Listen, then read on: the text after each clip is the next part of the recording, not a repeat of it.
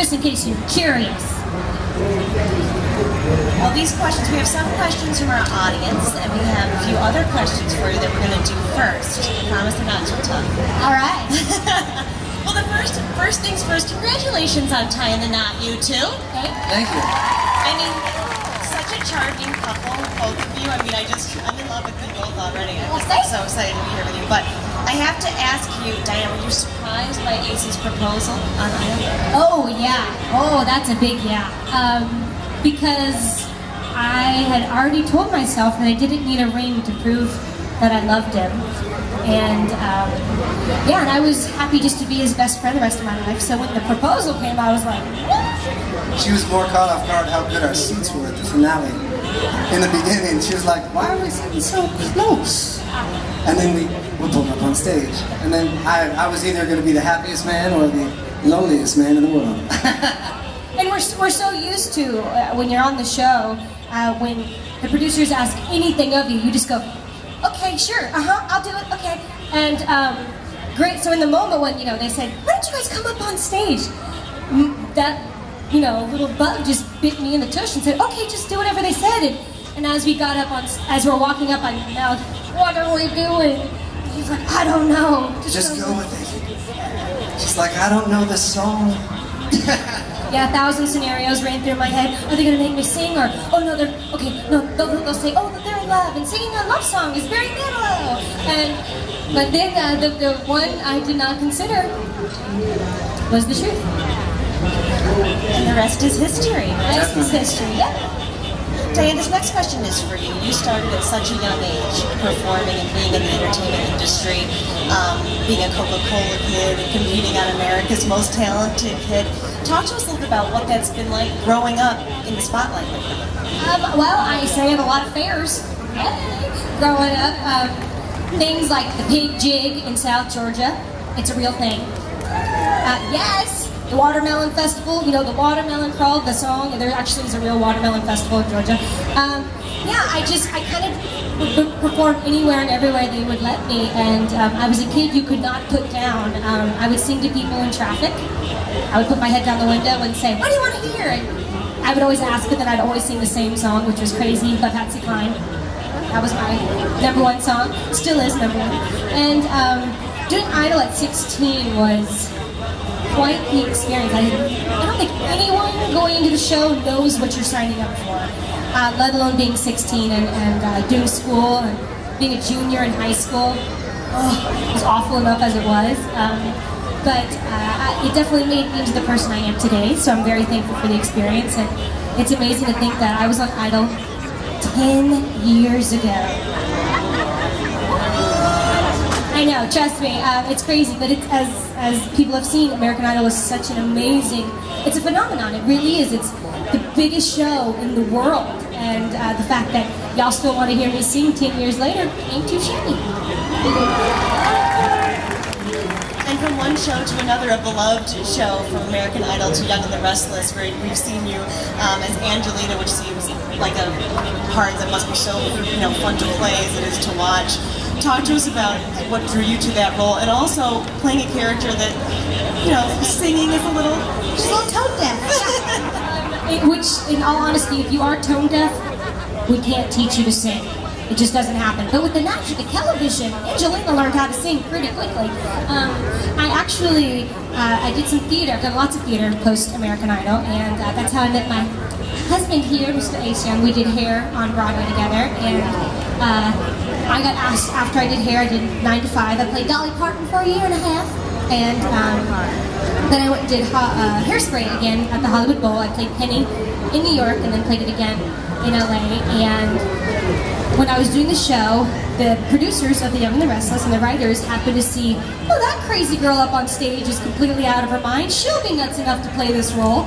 So they called about 2 weeks after the show, and I had never done a soap opera before. I had no idea what I was getting myself into, but it was an amazing learning experience. Those actors worked so hard to give you an episode every single day. It's completely new. It's so much information, and I talked like this. Angelina was from New Jersey, and she couldn't sing, but it's okay. She eventually learned. and she was originally a pop star, but then she really fell in love with country music. Have y'all heard Dolly Parton? Like, she's the most fabulous thing in country music. So they asked Ace and I to write a song for my character, which was Good Goodbye, which y'all heard tonight. So it was a wonderful experience, and if they call, I will go back at the drop of a hat. Getting away for a second from your performing career, you've both been involved with the Muscular Dystrophy Association. Talk to us about how you got involved with that organization. NDA actually approached me. I did a lot with Denver Children's Hospital when I got off of Idol, and a lot of the fans that I got to meet at that moment are here today, and thank you for all that you did for Denver. I mean, we truthfully, our goal was to raise $100,000 for Children's Hospital, and with local radio, in that first year we raised $3.2 million. And we built the whole facility. So instead of just donating like one little room, we donated the whole thing. It was 16 perfectly built blackout rooms for parents to sleep. It don't cost them a dime, in the same building where their kids are getting their treatment. And it was just unbelievable.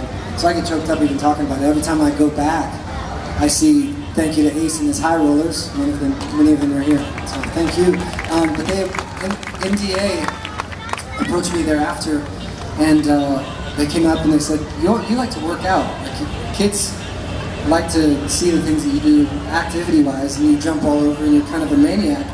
Is there any way that we could just have you come to Arizona and meet our kids with MDA? So my brother and I went there, and that was 6 years ago.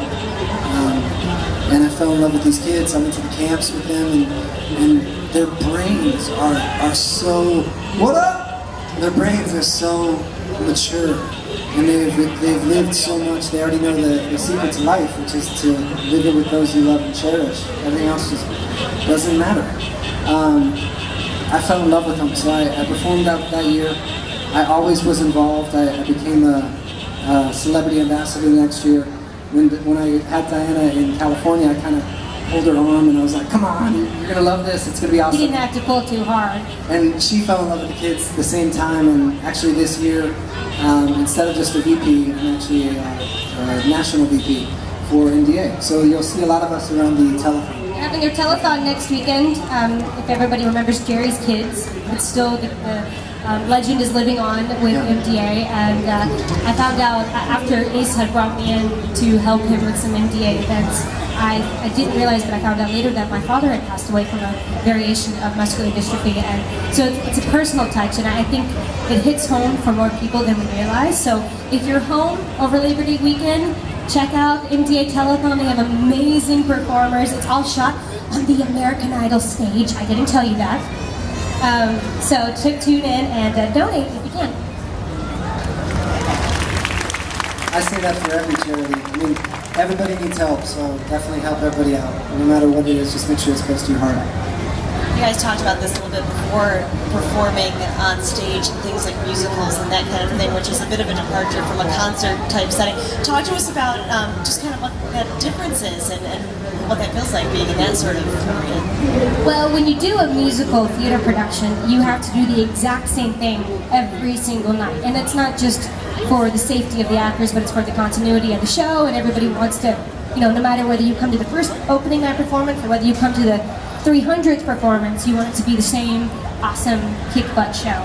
So sometimes every now and then you kind of feel like a robot. You're like, I just did the show and I was on autopilot the whole time.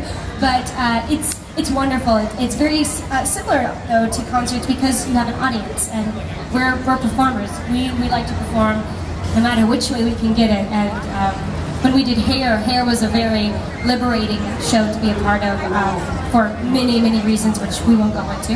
But yes, I saw some of you there too, actually. Mm-hmm. That means you saw a lot of me. And I did too, like a lady. It was my job. What? Yes, we're talking about the naked scene in Hair. Sorry, for those of you who are completely confused. But with Hair, there was no third wall, so we could kind of do what we do for concerts. We could go out to the audience and look people in the eyes and touch you, not in that way, but... I actually did when you were back there. Yeah, I mean, you get frisky with everybody.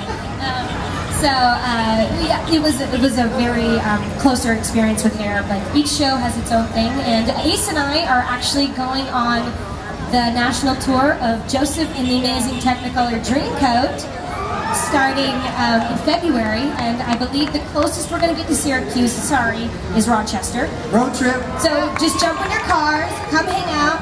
He'll be Joseph in a glorified diaper. I'm going to be the narrator. We're going to have a good time. You can bring your kids, everybody. Yes, that one you can do with it. And now you two are collaborating on a whole other show, Planet 360. Tell us about that. So we actually, we ran into some friends in Los Angeles, and they said, what do you want to work on next? And we're never going to stop working on music. There will always be new music, and that's why I loved coming here with Diana today, because no one's heard what you heard today. So that's literally been in the studio, and then this is the first time we get to perform it, which I love to do, because that's what it's for. We write it for you, so we can get it out. But we, talking to friends, they said, how about you guys do a show together? Because you want to hang out, you want to be together. We're like, well, what kind of show? What's the show? And we kind of molded what Planet 360 is. We didn't want it to be a gossip type show. We wanted it to be kind of what we see entertainment like from our viewpoint, because a lot of our friends are the ones doing the shows. So we don't want to introduce you to them as their character. We want to introduce you to them as the person that they really are. So our show goes around, and we get to hang out with our friends who are doing shows and all around, whether it's theater or TV or movies. We get to talk to them like this. You know, it's really laid back and intimate. And you can go to cool places and shoot from Las Vegas. What?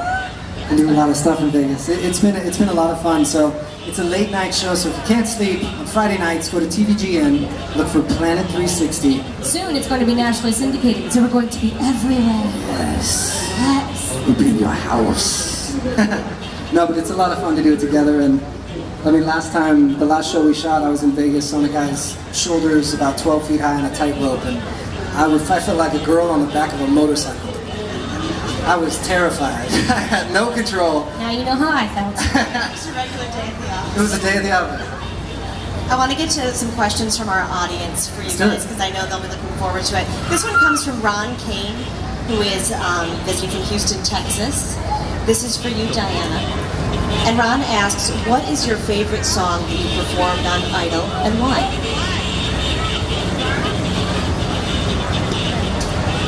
I really loved.